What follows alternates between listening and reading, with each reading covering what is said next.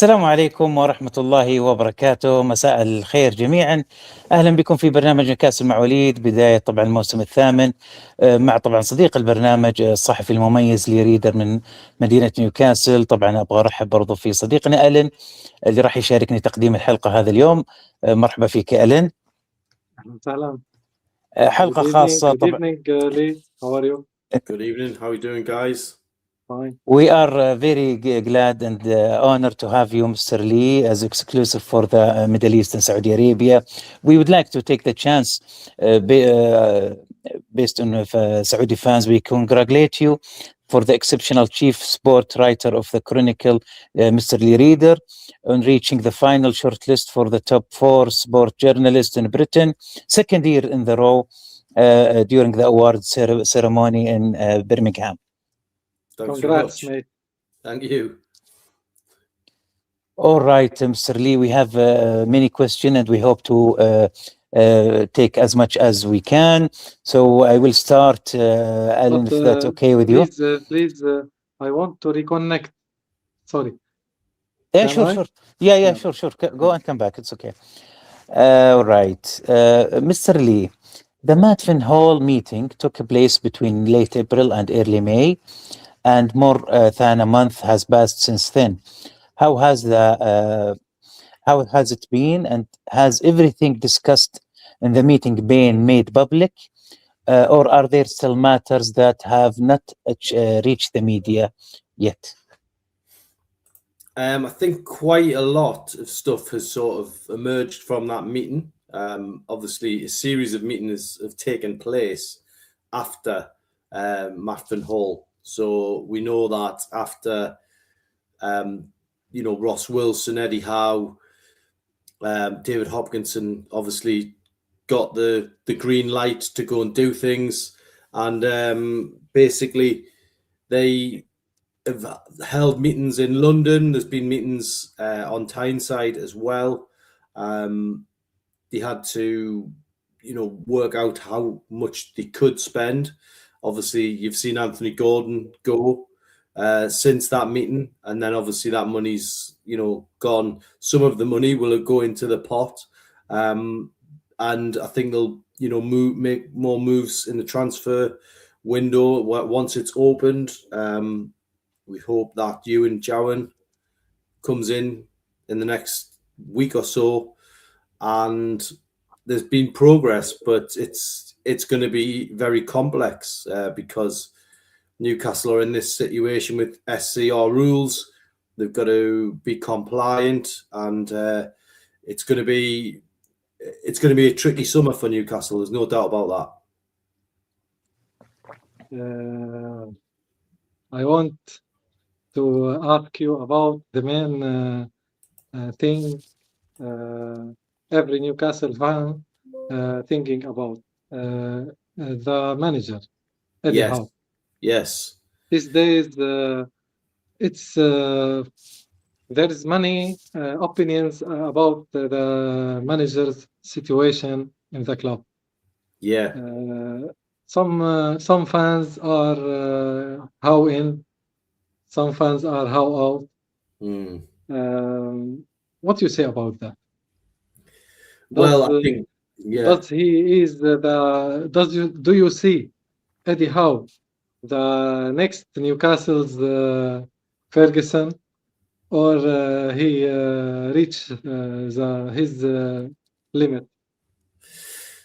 I think obviously the season that's just gone was very disappointing, finishing 12th, not managing to win a trophy. I don't think he's going to be judged on trophies all the time. To be the next Ferguson is a big ask because he won everything you can win. Eddie Howe's got one trophy on the table so far, and it's fantastic that he did that. But we're also being told by David Hopkinson that they want to be the top club by 2030, which obviously fits in with the Saudi vision. And I think is he capable of reaching these goals? Yeah. In 2030, you see? Well, I think he can't afford another season where Newcastle are in the bottom half of the table. Yes, Because that's what we say. Yeah, so this season has to be a good season. I don't think he would have any Not has problem. to, not has to. I say must be, Yeah, well, I think must he be. would يعني he would say that himself. I think so. I don't think we're seeing anything sort of out of turn. But it's a very tough job, and again, you need all the support you can get as Newcastle manager. And you know, He said, if I, he said, if I am not the man, I will leave. yeah. So he obviously thinks he is. What? I don't know. I don't know what to say. Yeah. So he obviously believes he is the man. Otherwise, he would have gone to say something as strong as that. So, for me, I think it's pretty obvious that there's going to be no change in terms of head coach. I think they've already started the preparations for next season. So Eddie Howe will be in the dugout at the start. Is the change is in the formation, in the style of play, you think? Or if we not change the manager, we have to change the style of play, to play in the midfield, not runner players. Runners, we saw runners all the season without connection between the lines, without intelligent formation, intelligent set pieces. Mm-hmm. Yeah, I think the last few games of the season there was already some changes that we could see in the formation. I think the Fulham game they played with 3 at the back. That was something that we've seen before, but not often. Set pieces, I think they scored decent numbers from set pieces last season, so I think there was a slight improvement. Maybe I don't mean set pieces. I mean set plays. Yeah. You know what Yes. I mean? Yeah, I mean, to be honest, you could say, Alan, that they need to improve in a lot of areas. It's not just one particular department. Last season, it wasn't good enough. The first half of the season wasn't too bad. You can go back to January against Leeds when Newcastle were actually in the top 6, and they let it slip. And 6th would have got them into the Europa League. Could have at one point got them in the Champions League. 5th would have got them in the Champions League. So they had something to hold, and they couldn't hold it because they failed. Defensively, they failed, really. I mean, it's we all lost right. many opportunities to come back in Yeah, the table. yeah. And to throw away so many points, was it 21 27 27 from points? leading position. Yeah, I mean, that is absolutely, it's incredible. You put them 27 points on the total, and suddenly it's a different season. So The first season under Eddie Howe, Newcastle were the best defense in the league. yes. hopefully that will change, inshallah. Look at our situation right now. Yeah, as I said, they've got to improve in a lot of departments. Even in transfer window. Yeah, that's what I'm going to ask Alan. Mr. Lee, who's leading the summer transfer window in order? In order, I would say Ross Wilson is the man who's doing the deals. Absolutely, 100%. He's the deal maker. Eddie Howe will have a say.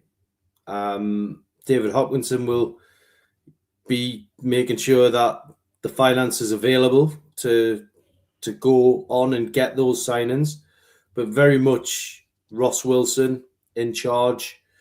I think it's always a collaboration between the manager and the sporting director. So I don't think it's Ross Wilson saying you are getting this player and that's that. I think there's a conversation to be had there.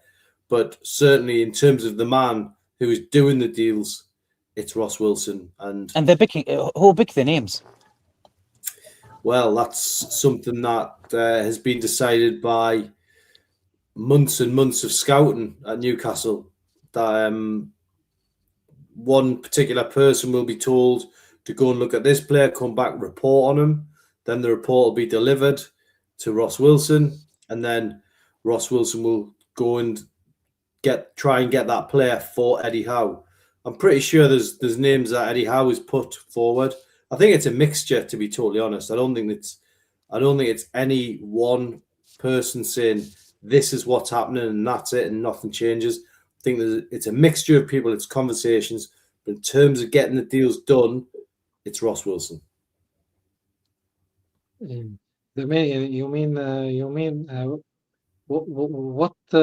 is the thing we search before we decide who we will buy? The athletic ability or something else? Players, young players with potential to sell them again. It will not serve our team. This type will not serve our future team. We have to build a winning team. To build a team for the future, you have to let the main players be with you for many seasons. Yes. Yeah, I mean, it's a fair point. I mean, it's not going to work every time you sign a young player, and there's no guarantee that you're going to get the money back if Yes. it may not go well. And I think what you're sort of leaning towards there is they need to sign experienced players and players who can handle the Premier League, and that for me is a concern this summer. I hope that they're going to make at least one signing who knows the Premier League. Jared Bowen's obviously a player Eddie Howe likes. Is that somebody who can come in, help hit the ground running? James Trafford is another player Newcastle have looked at. For me, both of them would be, if you're serious about getting in the Champions League again, players of that calibre will be absolutely essential, and Newcastle have got to make sure they get players of that ilk to get Newcastle back up the table. وليد سأل أنت ولا؟ السؤال الرابع مسجله عندك أنت ألين؟ We see many names linked with move to Newcastle, and judging by these targets, there is a clear shift in strategy towards signing young talents. In your opinion, will this new direction give Newcastle a better setup and improve the team result next season? I hope so. It's all about infrastructure as well, isn't it? So the training ground's going to be better. Will Eddie Howe tweak his staff? I know there's a new doctor coming in, so the medical department's going to be different. So there's two things already that suggest it's a pressure on Eddie Howe. Well, he knows he's going to get results. He knows even this time last year, he knew he had to get results, and there's always pressure in football, and there's always pressure on managers. We know Eddie take a long time to adapt his players in matches. Tonali took so many matches to play in the starting XI. The same thing, Luis Hall, Livramento took so much time to be involved. Yeah. So this problem will face Eddie Howe next season if we got new players. It's a problem for him. Yeah. Yeah. I mean, I do hear what you're saying. It's got to be things have got to be quick. But Yes. Before a pre-season. yeah, but I think pretty much every player that Eddie Howe's worked with, he's made them a better player. And there's no doubt about that. You know, we can't say that he's a bad coach, because that's just simply not the case. You know, you can go through a list of players who became better players. You know, Shaw, Longstaff, Joe Linton. He brought Hall and Livramento on. You know, Anthony Gordon went from being raw and unproven to a player who's now playing for Barcelona, and he's going to be playing for England in the World Cup. Yes. I mean, Dan Burn came from Brighton, and he was more than capable, but he came to try and help keep Newcastle in the league, and now he's going to the World Cup. So I think Eddie and his staff deserve credit for making players better, but unfortunately nothing stands still in football, and they need to make sure they get results. The start of the season is going to be critical. A big challenge. Yeah, Newcastle can't afford to be in the bottom half. You know, when do you sort of say time is up? You know, would it be Christmas? You know, he could be in the top 4 Christmas. If he is, then that's fine. He's not going anywhere. But if they don't move from where they are, 12th place, then there's going to be questions asked. Mr. Lee, you broke the transfer scope regarding the signing of the French goalkeeper, Iwan Jawin. What exactly is the reason behind choosing him, especially since he plays in French 2nd division? Will he be the starting goalkeeper, and what is Nick Pope's current situation? So yeah, firstly on Jawin, he's a very different goalkeeper to what Newcastle have got. He stands at 6'6". He's a really big goalkeeper who can come out and claim crosses, who can dominate his area. And obviously, I think technically he is very good with his feet, and he's part of the sort of new breed of goalkeepers. And for me, I think it's one that, you know, it's an off the radar signing. There's no doubt about that. Not many Premier League clubs will go into the French 2nd division and, you know, pull a player from the bag. But Newcastle seem to have wanted to sign him. They were certainly interested. Will he be number 1? I don't think he will. I think he'll get the chance to prove he can do it. I think you'll see a lot of him in pre-season, but I think he will be the backup goalkeeper to a senior man. Nick Pope, I'm pretty sure if you asked him, I think he'd want to stay, but I think he also needs a new contract. There's Premier League clubs interested in him. There's Championship clubs interested in him, but it's crunch time in his career. I can't stand here now and guarantee Nick Pope stays at the club, because if they do, let's say they go and sign James Trafford or somebody of that ilk, then where does Nick Pope fit in there? And I don't think Jawin is coming to be number 3. I think Jawin's definitely coming to be number 2. So the signing of any other senior goalkeeper would probably spell the end of Nick Pope's time here, unless he's happy to be a number 3, which I would highly question, given he was in the England squad at one stage of this season, or the season just gone. So yeah, it's going to be all change in the goalkeeper department. Regarding transfer window, there's many names. We Newcastle interested in signing, especially in left wing position. Yeah. Gordon has gone to Barcelona. Munoz, the names like Munoz, Zalzouli كمان, Moroccan. It's nice winger, but his team play in Champions League. So we next season, I say. What you say? Do we need to bring a new left wing, or we have Ilanga, who can play there. Murphy, if Eddie wants. So we saw Eddie playing Lewis Hall in the right position. So why Murphy not playing on left wing? Yeah. You know what I mean? Yeah. Ilanga, for example, maybe we can hear. We don't need a left wing. What you say?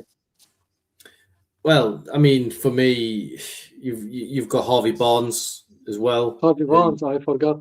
Scored a lot of goals last season, 16 goals. Super. For me, when I heard Newcastle wanted to sign a left winger, I was a little bit surprised.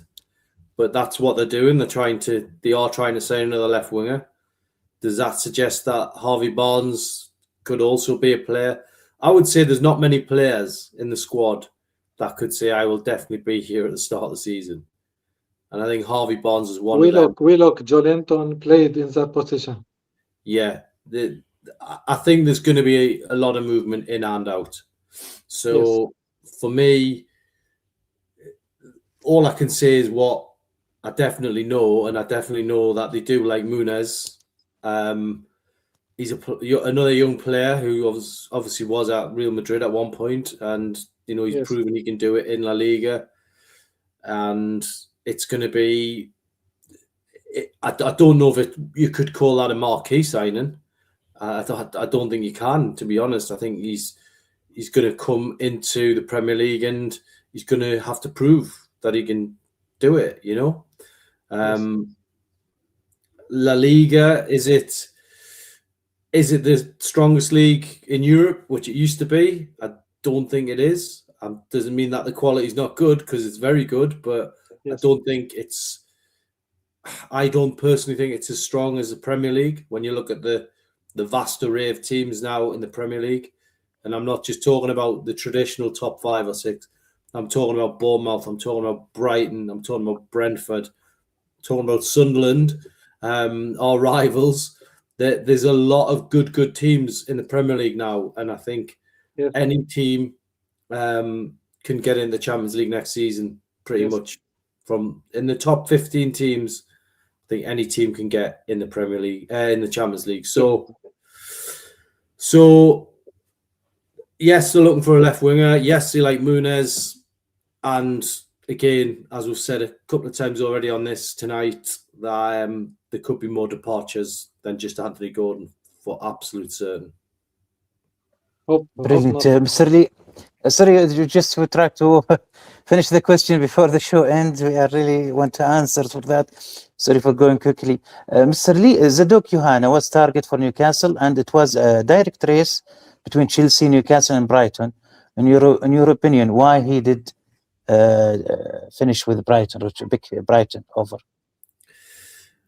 Well, I mean, there's a lot of reports saying, Newcastle didn't bid for Yohana. Well, that doesn't mean they weren't interested, because they obviously did have some interest. They did look at him. His name was put into to Newcastle United. They obviously didn't bid in the end. They may have left the room on the transfer. And Brighton, as we know, are meticulous. They're well organised, and they're very good at signing young players. And that's an area that, dare I say, they're probably better than Newcastle at the minute in terms of bringing in young players, sell them for a profit. That's what Newcastle want to be. That's what Brighton are at the minute. So, yeah, personally, I'm a little bit disappointed that they didn't sign him. But, as I say, just because they didn't put a bid in doesn't mean they weren't interested. So, I think the agent was well down the line with Brighton, and he's ended up going to the South Coast. It went so fast, by the way. I want to ask you about the stadium, the expansion, the new stadium. What you say about that? There's many opinions about this. I want to add to this, Mr. Lee, that the stadium we always, since many years, new stadium or expansion, and they said still they didn't decide. But we see the stadium already on work regarding the field, and they changing. Does that mean they are come to conclusion, which is expansion? Yeah, I think there's two things that could happen. Obviously, they could move stadium. They could stay at St James's Park. I don't think they've got to the position where they've made a decision. But they just purchased Lee's Terrace, which gives them the option to stay at St James's Park. So for me, I think we could still see both outcomes. Well, not both, because they're not going to build a new stadium and stay, but they could do either at the minute, I think. So I don't know. If you're asking me what I would prefer, I would probably say stay at St James's Park. What you say? Yeah, what stay. Stay. Yes. And I'd love our church. Yeah, I would. Yeah, I would say for me, if we're playing sort of fantasy football, I would say knock parts of St James's Park down, renovate it, make it bigger, and stay in the exact same, part of the city where we are now. But depends what the proposal is. What at the minute, fans, we haven't got any proposal. We're not seeing a presentation of what a new stadium could look like. And until that happens, until you've shown me the exact location and the exact design of the stadium you have in mind, then I don't have a decision to make. As a supporter, I don't have a decision to make. So for me, St James's Park is where I would say the majority of fans want to stay. But let's see, show us the alternative, if there is an alternative. And that only then can people really make a decision. Brilliant, Mr. Lee. Let's go for a 9 question, Lee. Alan? Number 9? Yeah, let's go. Go. 9, it's your question. All right, man. Fans are demanding high-profile names like Marcus Rashford, Rafael Leao, but we all know their wages exceed Newcastle's current wages. So is Newcastle continuing to enforce the strict wage cap? Do you think do you believe it's time to abolish this cap so the club can successfully sign these marquee players? I think that's a tough question, because if you just change it for one player, then all of a sudden, for argument's sake, let's say they do decide they want Marcus Rashford. Who wouldn't want to sign Marcus Rashford, to be totally honest? England international, gets goals, scored an unbelievable goal for Barcelona at St James's Park. I don't think many Newcastle fans would complain if we sign Marcus Rashford.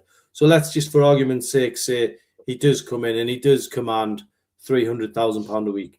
The problem you would then have is you'd have Bruno Guimaraes wanting more money. You'd have Nick Walter-Mada wanting more money. You'd maybe have Joe Linton want more money. All of them would want to be on a similar wage.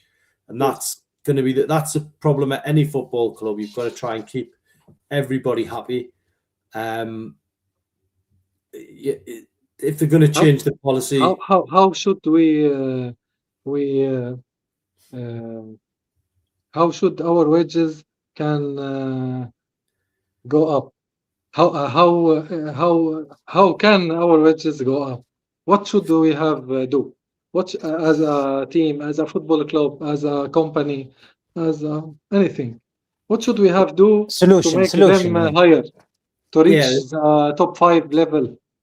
Yeah, they need to raise the revenue, so they need to get the sponsors on board.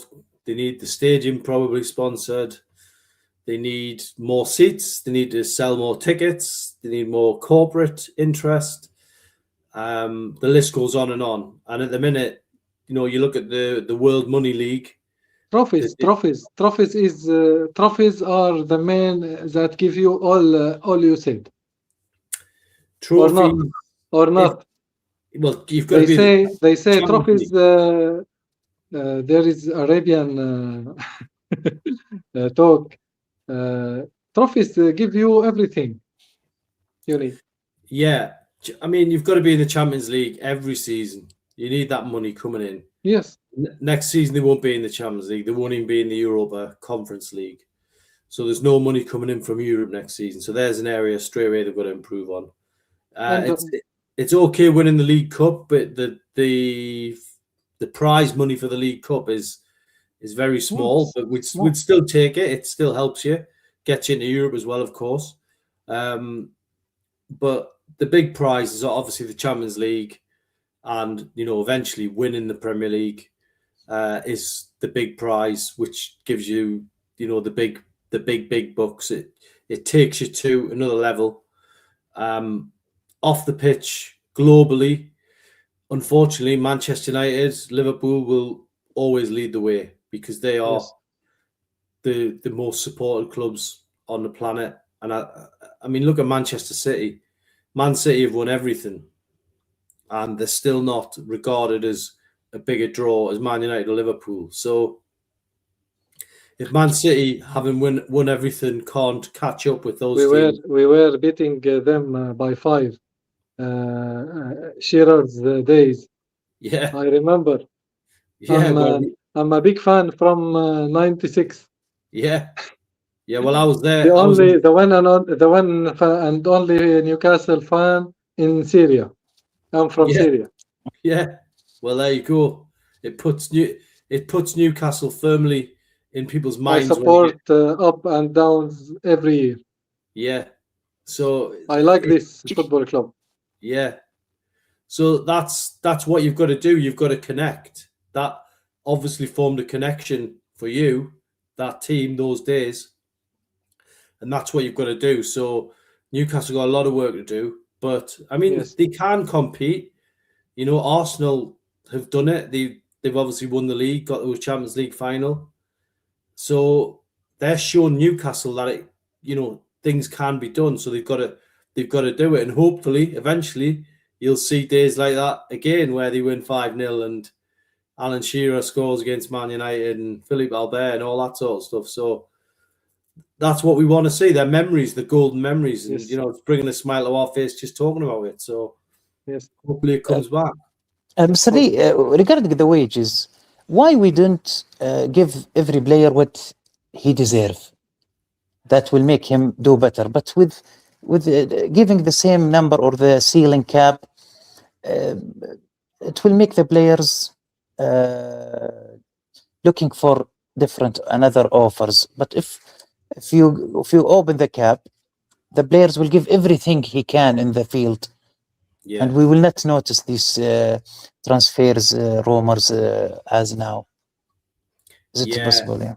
Yeah. I mean, this is the problem, though, because Newcastle need to trade. So they're going to have to sell players to buy players. So, unfortunately, the players you're going to get the money for are your best players. So, Sandro Tonali, for example, It's about Tonali, I want to ask you about. You said in your last YouTube video, you talked about Tonali's situation.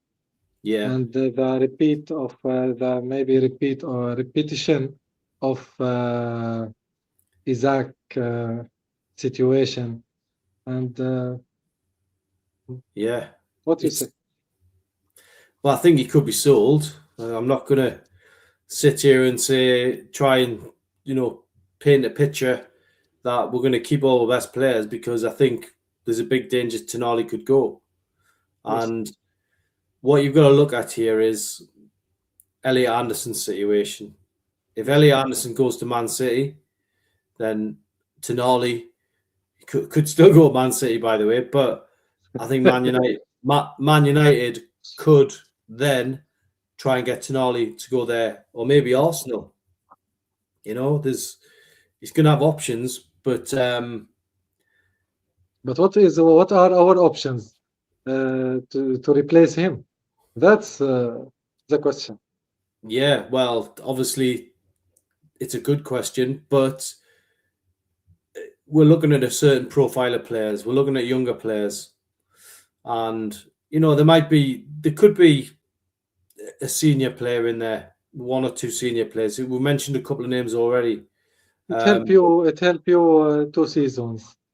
After that, the European giants will come and take him from you before you reach your targets of winning the league. I don't know. Yeah, I'm so upset from this situation. I am very angry. I am. I don't know what I say. It's so sad. It's a season to forget. season. Totally. And then what follows in the transfer window could be just as upsetting, because we could see Eddie Howe's team dismantled a little bit, and the players that come in will have to, prove that they can do it. So I think it's a very tough season, and you've got to be realistic. What are you going to jump from 12th back up to 5th without signing top players? I think that's going to be very tough. I think there's got to be a real dose of realism, and for me, next season, if we get into a European competition, any of the European competitions, that at the minute would feel like a big improvement on this season, but also would feel like a success. So I think it's going to be tough. As I say, I think there's going to be another couple of big sales, but it depends on who Newcastle can bring in, and they've got to try and get the fans excited again. Okay, but what about new shirt sponsor announcement? It's been delayed. A new indicates the new kit will be launched on June 10th. Without a sponsor or with a sponsor? What you say? Well, the last I was told, which was sort of back end of last week, was that the shirt will go on sale without the sponsor. So unless something's dramatically changed since that, we'll have to wait and see. But it looks at the minute like it won't have a sponsor on to begin with. I was told that there is positive talks going on, so the sponsor announcement could come later. Let's hope it does, because it's revenue. But yeah, it's far from ideal to be selling a shirt with no sponsor. But I still think some people will buy it. I don't know. Maybe it will reflect negatively on the sponsor revenue. Well, this thing. Yeah, I would say it would. If they don't have a sponsor, then you're missing out on revenue from day one of the new shirt. So the first picture is important. The first yes. And we've seen teams without a sponsor before. Chelsea. It can have a negative sort of feel about it, but also you need to get a sponsor. They borrowed a sponsor. I think the end for 15 million. I think I wrote this. But Mr. Lee, regarding the delay, is it the reason is negotiating with money? Because I understand it's the company, the sponsor, they will lose the launching of the launch of the shirts. So they are going about money, and they are missing this opportunity because everybody, the huge fuss about the releasing the shirt. Yeah, I mean, as I say, it's not perfect. In the past, these announcements get made, and there's a big statement that comes with it. Unfortunately, we haven't had that so far. I just hope that it's a temporary thing, and we're not going to be talking about it for much longer, and we start to see some action. That's what we got. We got promised there's more to come when they announced Knox Hydration as the training ground sponsor. Yes. There was a more to come pledge after that, we're now looking forward to seeing what more is. Brilliant, Mr. Lee. Tony asking about Ballister latest. Ballister. Who's that one? Sorry, the Ballistra. I think the Balistri, Italian right back. Italian. Ballistri. Okay, yeah, sorry. The Atlanta guy, he's obviously a target they've looked at. It's a player who has interest from, I think, Manchester City, Arsenal, Inter Milan, Inter Milan, which could be a nice move for him going to the because Champions League. they lost their right back to Real Madrid. Yeah, so they need to make a move.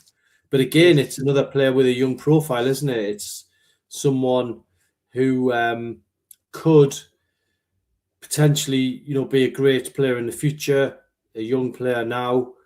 But I think he'd be a welcome addition. But I don't think it would be a signing where people are celebrating in the street. It's not like a marquee signing, but at the end of the day, Newcastle fans would welcome him with open arms. And he's obviously got lots of ability, so that would be an interesting one to see. But, at the minute, as it stands, we do still have Livramento, who can play at right back. We have Lewis Miley, who can play at right back. So I don't think there'll be... But it's not a natural right back, Miley, I think. You need a really right back. Specialist. You need, you know what I mean? We need him in the middle more than right back, Miley. Yeah, I agree. We lost the Sweden right back, Kraft. Yeah. We lost Trips.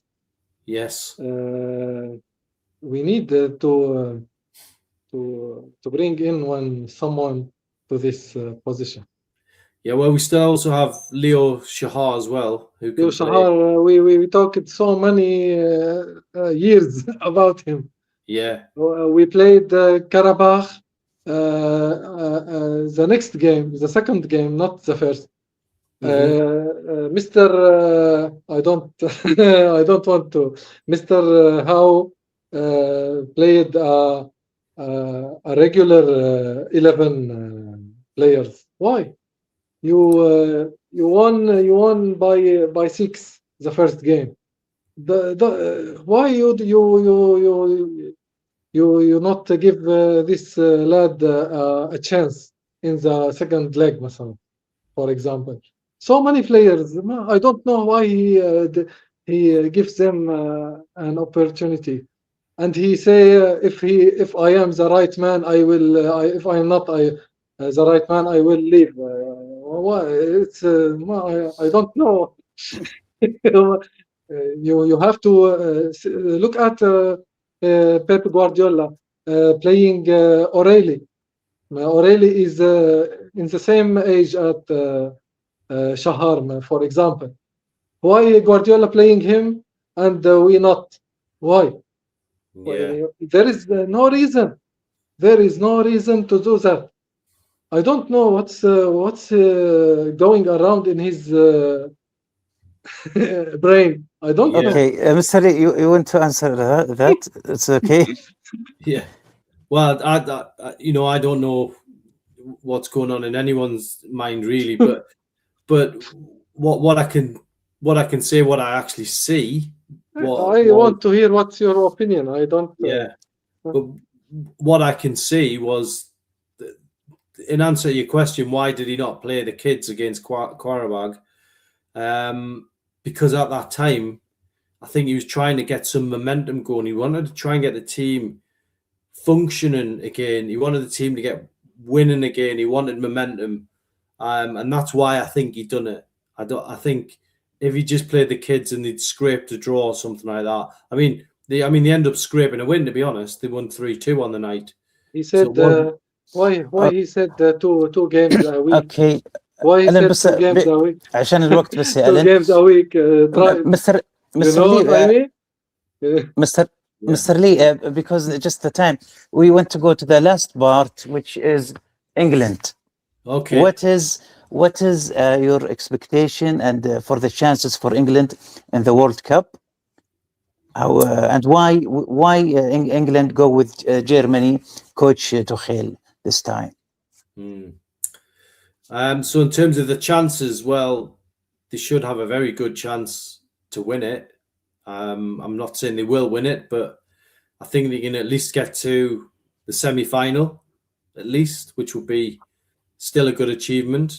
Got the final of the last two European Championships, of course, the quarterfinals of the last World Cup. This time, you look at the group: Croatia, tough game. Ghana, England should beat Ghana. It will be a tough game, but Panama, I would be obviously disappointed if they don't get a lot of goals against Panama. So they should have no problem in the group. Even if they lost to Croatia, they should still win the other two games. They'd then be in the last 32, which is the first time that's happened at a World Cup in terms of the amount of teams in there. And then after that, really, I think the hardest game, the first hard game they could really get could be in the quarterfinals. And they proved in the past that they're capable of beating the big teams. They are one of the big teams these days because they've been to a couple of finals now. But they've now got to try and take it on that next level. I'm a bit worried about the striker situation. If Harry Kane did get injured, I don't think there's massive amounts of options.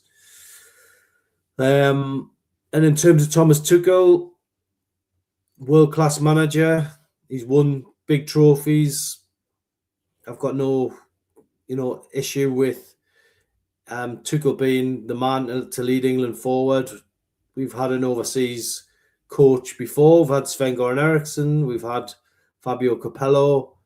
I don't think that's a big issue. They're winners. They're here to win.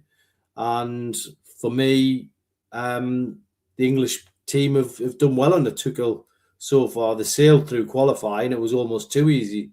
So now they've got to have the big test. I think the big test is going to be the heat, the humidity, the pitches. Yes, this is what my second question.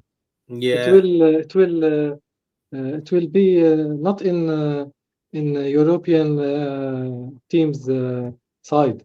It will be Africans and Americans south and north side. Yeah, well, they affect negatively on European teams. I saw the last England game. The face of Harry Kane. Yes. The heat. The heat is very hot, and the field as well. Yeah. I mean, they're out there getting acclimatized. So obviously, last night I sat and watched England, New Zealand. Obviously, they won. Harry Kane scored. Clean sheet. Could have been more goals, but you could see that it was a test in those conditions. Yes. Now you could say they passed that early test, and they're in Florida now, where the weather was going to be scorching hot. So it's going to be a challenge, but hopefully by the time the key games come, they'll be ready. And I think that's all you can ask as a. Hope the lads will be up to that. Brilliant, Mr. Lee. Thank you for coming tonight. Appreciate, and sorry for getting much more of your time, but we really appreciate that. And we are like here too much in the Saudi Arabia with the community fans in WhatsApp and Twitter X account. Thank you, and really appreciate it. And good luck for, of course, the Saudi Arabia team and England and the World Cup. Inshallah, hopefully it's coming. It's coming home. I have this picture I just decorate my studio. Hopefully, Bobby Robson, Bobby Moore. Inshallah, England will win it this time. Yeah, hope so. Thank you so much, Lee. How is that? Yeah, thanks, Alan. Thanks, Aloid. Cheers. Yes, good night. Thank you very much. Cheers.